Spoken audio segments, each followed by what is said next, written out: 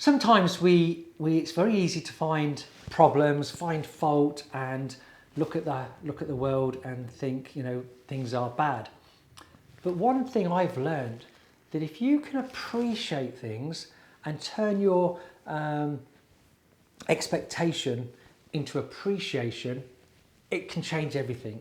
So I have a book, and I write down in my book 3 times that I'm grateful for every morning.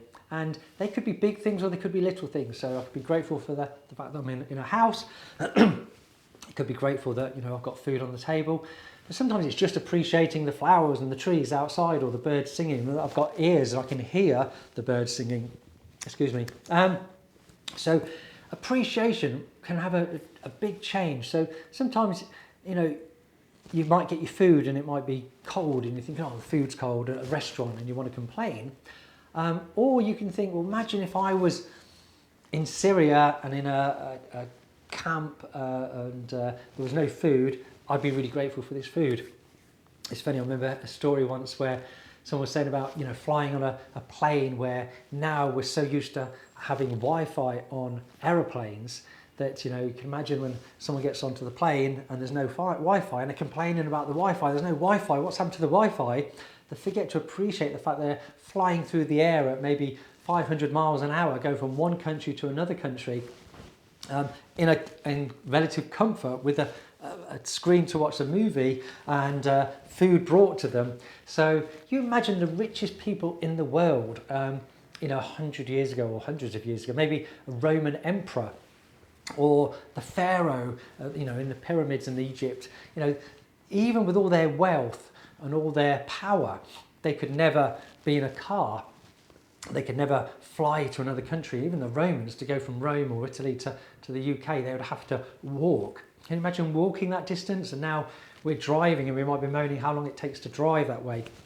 But if you appreciate what you've got, there's always someone worse off. If you've got a problem with your hand, you go, oh, I've got my hand's hurting, and then you see someone who hasn't got an arm, or you see someone who's blind, or someone who's in a wheelchair, or someone who's in another country, and there's been a news story recently. A plane was blown up, and you just got to be grateful that you're alive, that you've got eyes to see, ears to hear, you've got legs that you can use to walk.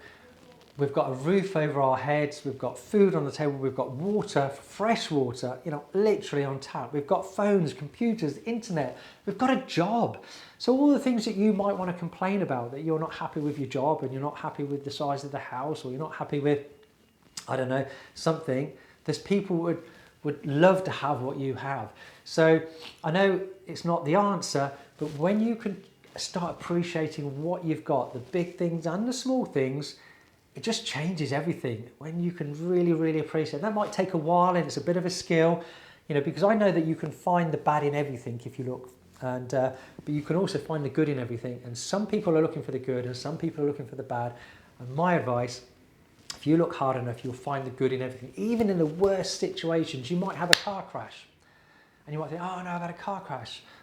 But you know what? That car crash could have meant that that you're alive and not dead, and maybe it prevented something else worse happening. I don't know, but there's probably a way of looking at everything to see the good in things and appreciate everything. So that's my tip: appreciation. And I'll see you in the next video, and I'll tell you about how to deal with worry, so you never have to worry about anything ever again.